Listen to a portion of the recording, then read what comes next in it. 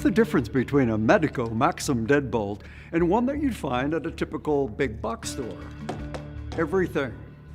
Let's see how the Medeco lock holds up as we try to knock the lock off the door with a hammer.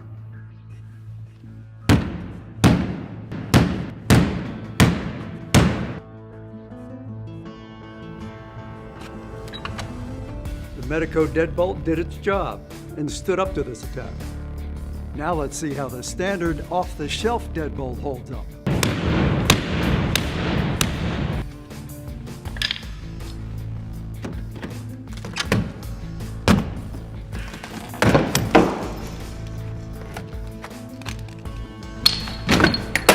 That's the difference between a lock designed to close your door and one designed to keep it shut.